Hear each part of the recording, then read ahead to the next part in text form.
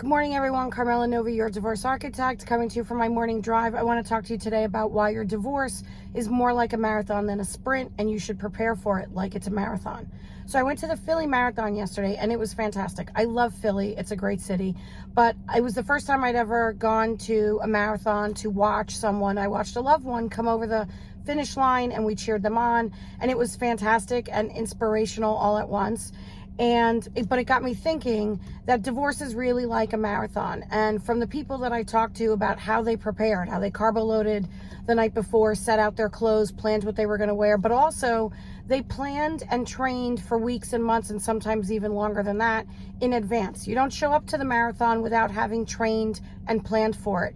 And that's how you should view your divorce. You should train and plan for it. And that's why I'm very big on developing a blueprint and a strategy with your attorney, teaching people how to blueprint and strategize before they start the divorce process. If you have time to do that, if you're the person that's planning the divorce or thinking about divorce, you really need to plan and strategize in advance. The other way in which a marathon is like a divorce is being in Philly yesterday got me thinking about the Rocky movie, which is one of my favorite movies of all time.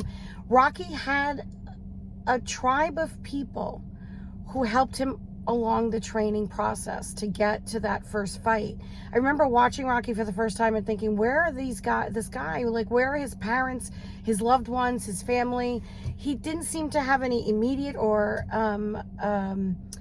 extended family that helped and supported him. But during that training process, the people in his life actually helped him, right? Paulie gave him the meat, and there was that loan shark he worked for who gave him some money. And there were people along the way who supported with him, literally ran with him. That scene, that infamous scene with the school children, the young kids running with him up the steps of the Philly Museum. So the second thing I need to tell you about divorce when you're planning it, part of it, what you have to think about is what people are going to be most supportive of you during the process. And you have to be careful about who you pick to let in and to talk about that process and help you plan it. It starts with your lawyer.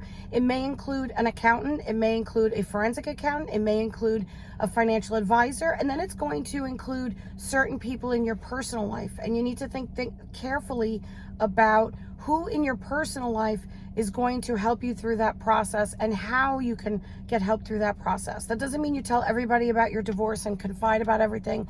I'm a believer that you need to keep most of those details quiet as you prepare and quiet as you go through the process. But you may want to think about, who do you know that can be a source of emotional support for you?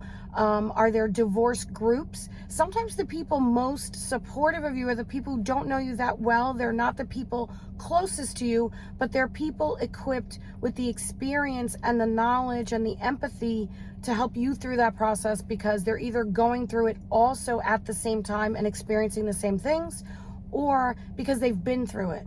So I want you to think about all those things, how your divorce and preparing for your divorce is like a marathon and the Rocky movie. All right? Thanks. Have a great day.